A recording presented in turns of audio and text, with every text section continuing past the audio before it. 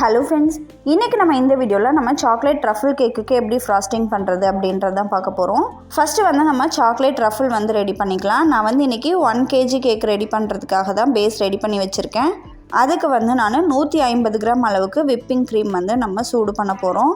So ஒரு சாஸ்பேனில் 150 gram அளவுக்கு whipping cream சேர்த்துக்கோங்க. விப்பிங் க்ரீம் கொஞ்சம் நல்லா சூடாகி வந்த பிறகு அடுப்பை ஆஃப் பண்ணிவிட்டு நம்ம வந்து இதில் 300 கிராம் அளவுக்கு டார்க் சாக்லேட் சேர்த்துக்கலாம்.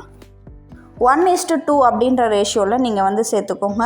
100 கிராம் நீங்கள் விப்பிங் க்ரீம் எடுக்கிறீங்க அப்படின்னா 200 கிராம் அளவுக்கு நம்ம டார்க் சாக்லேட் எடுக்கணும். இப்போது இது ரெண்டையும் நல்லா மிக்ஸ் பண்ணிவிட்டு இந்த சாக்லேட்டை மெல்ட் ஆகிற வரைக்கும் நல்லா கலந்து விடுங்க. இப்போ பாருங்கள், நம்மளோட சாக்லேட் ட்ரஃபிள் வந்து ரெடி ஆகிடுச்சு. இது வந்து அப்படியே இருக்கட்டும். இது வந்து நல்லா ஆறின பிறகு தான் நம்ம ஃப்ராஸ்ட் பண்ணணும். சூடாக இருக்கும் போது நீங்கள் இது எதுவுமே பண்ணக்கூடாது. இதை வந்து நல்லா மூடி வச்சுருங்க. மேலே வந்து லேயர் ஃபார்ம் ஆகாத மாதிரி இதை வந்து நம்ம மூடி அப்படியே வச்சிடலாம். அடுத்ததாக க்ரீம் பண்ணுறதுக்கு ஒரு ஸ்டாண்ட் மிக்சர் பவுலில் 2 கப் அளவுக்கு நான் விப்பிங் க்ரீம் எடுத்திருக்கேன். இதை வந்து ஃபஸ்ட்டு வந்து நம்ம நல்லா பீட் பண்ணி எடுத்துக்கலாம். இது வந்து கொஞ்சம் நல்லா சாஃப்ட் பீக்ஸ் வர வரைக்கும் நல்லா பீட் பண்ணிக்கோங்க. விப்பிங் க்ரீம் பீட் பண்ணும்போது ஃபஸ்ட்டு 1 நிமிஷத்துக்கு லோ ஸ்பீடில் நம்ம பீட் பண்ணிவிட்டு அதுக்கப்புறம் ஹை ஸ்பீடில் வச்சு நல்லா பீட் பண்ணணும். நம்மளோட க்ரீம் வந்து நல்லா சாஃப்ட் பீக்ஸ் வந்த பிறகு நம்ம வந்து இதில் 3 டேபிள் ஸ்பூன் பவுடர் பண்ண சர்க்கரையும் 1/2 டீஸ்பூன் வெனிலா எசன்ஸையும் சேர்த்து நம்ம திரும்பவும் இதை நல்லா மிக்ஸ் பண்ணிக்கலாம். இந்த ஸ்டாண்ட் மிக்சர் பார்த்தீங்கன்னா அகாரோ பிராண்டில் இருந்து தான். இதோட பவர் பார்த்தீங்கன்னா 1400 வாட்ஸு. இந்த பவுலோட கெப்பாசிட்டி வந்து 5.5 லிட்டர். லிங்க் டிஸ்கிரிப்ஷனில் இருக்குது, வேணும்னா செக் பண்ணிக்கோங்க.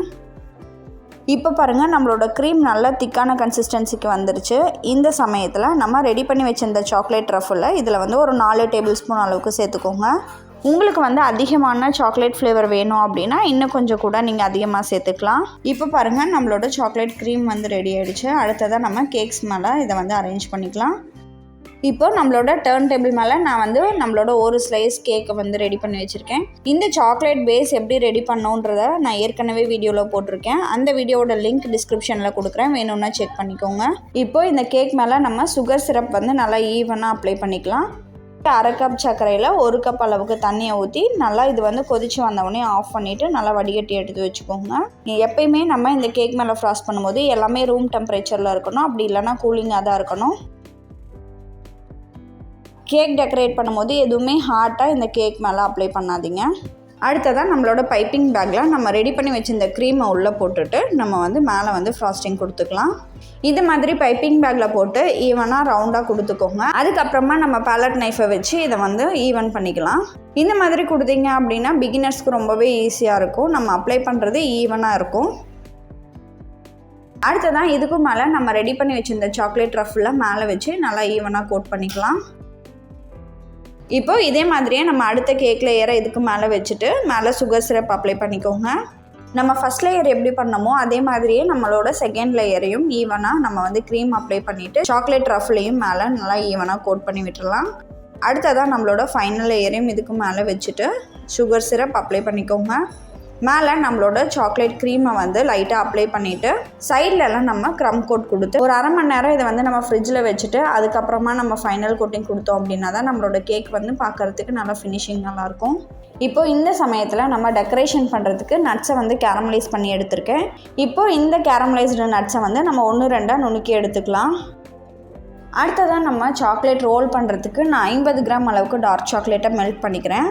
சுடுதண்ணி மேலே ஒரு பவுலில் நம்மளோட சாக்லேட்டை போட்டுட்டு அதை வந்து நல்லா மெல்ட் பண்ணி எடுத்துக்கலாம். இப்போ நம்ம மெல்ட் பண்ணி வச்சுருக்க சாக்லேட்டை ஃப்ளாட்டான ஒரு ட்ரேயில் வந்து நம்ம போட்டு இதை வந்து தின்னாக ஒரு லேயர் மாதிரி ஃபார்ம் பண்ணிக்கலாம்.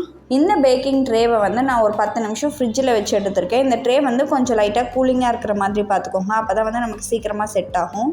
இந்த சாக்லேட்டை ஒரு பேலட் நைஃபை யூஸ் பண்ணி நல்லா தின்னாக இது மேலே வந்து நல்லா ஸ்ப்ரெட் பண்ணி விட்டுக்கோங்க.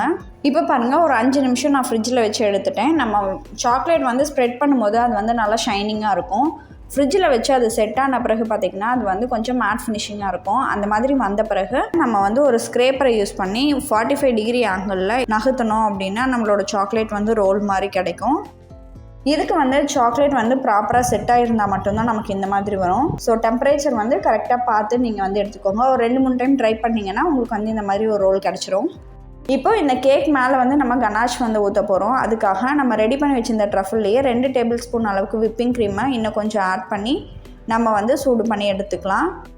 இந்த மாதிரி பண்ணும்போது நம்மளோட ட்ரஃபிள் வந்து திக்காக இருந்தது கொஞ்சம் லிக்விடாக மாறும். அந்த மாதிரி மாறும்போது நமக்கு வந்து கேக் மேலே அப்படியே ஸ்ப்ரெட் பண்ணுறதுக்கு ரொம்பவே ஈஸியாக இருக்கும். இந்த கனாஷ் வந்து நல்லா ஆற வச்சுக்கோங்க. ஆற வச்சுட்டு தான் நம்மளோட கேக் மேலே நம்ம இதை ஊற்றணும். இப்போ நம்ம ஃப்ரிட்ஜில் வச்சுருந்த கேக்கை திரும்பவும் வெளியில் எடுத்து ஃபைனல் கோட் கொடுத்துக்கலாம். இப்போது சைட்லலாம் நம்மளோட க்ரீமை இன்னும் கொஞ்சம் அப்ளை பண்ணி நம்ம வந்து டெக்கரேட் பண்ணிக்கலாம். இப்போ இந்த கேக் மேலே நம்மளோட கனாஷ் வந்து ஊற்ற போகிறோம். அதுக்காக இந்த கேக்கை வந்து நம்மளோட வேற ஒரு பிளேட்டில் மாற்றிக்கலாம். நான் வந்து ஒரு பிளேட்டுக்கு மேலே கேக் டின்னை அப்படியே கமுத்தி போட்டு வச்சுருக்கேன். இது மேலே நம்மளோட கேக்கை வந்து வச்சுட்டு நம்மளோட கனாஷ் வந்து இது மேலே ஊற்றிக்கலாம். இப்போ இந்த கேக்கை திரும்பவும் நம்மளோட டர்ன் டேபிள் மேலே எடுத்து வச்சுட்டு நம்மளோட டெக்கரேஷன்ஸ்லாம் பண்ணிக்கலாம். நம்ம ரெடி பண்ணி வச்சுருந்த சாக்லேட் ரோலை இது மேலே ஓரமாக வச்சுருங்க. இது வந்து நம்மளோட இஷ்டப்படி நமக்கு எப்படி டெக்கரேஷன் வேணுமோ அந்த மாதிரி பண்ண போகிறோம். இன்றைக்கி வந்து நான் ரொம்பவே சிம்பிளாக தான் பண்ணியிருக்கேன். இப்போ இந்த ரோலுக்கு பக்கத்துலேயே நான் வந்து பைப்பிங் பேக்கில் மில்க் சாக்லேட் ட்ரஃபிள் வந்து ரெடி பண்ணி வச்சுருக்கேன். இந்த ட்ரஃபிளுக்கு பார்த்தீங்கன்னா 50 கிராம் மில்க் சாக்லேட்டில் 25 கிராம் அளவுக்கு விப்பிங் க்ரீம் சேர்த்து நல்லா மிக்ஸ் பண்ணி எடுத்து வச்சுருக்கேன். இப்போது கேக்கோட சைடில் கீழே மட்டும் நம்ம ரெடி பண்ணி வச்சுருந்த கேரமல் நட்ஸை வந்து போட்டுக்கலாம். எக்ஸஸாக இருக்கக்கூடிய நட்ஸ் எல்லாம் ஓரத்துலேருந்து எடுத்துருங்க. இப்போ பாருங்கள் நம்மளோட சாக்லேட் ட்ரஃபிள் கேக் சூப்பராக ரெடி ஆகிடுச்சு. இந்த கேக்கை நீங்களும் உங்கள் வீட்டில் ட்ரை பண்ணிவிட்டு உங்களோட ஃபீட்பேக்கை கமெண்ட்டில் சொல்லுங்கள். நன்றி.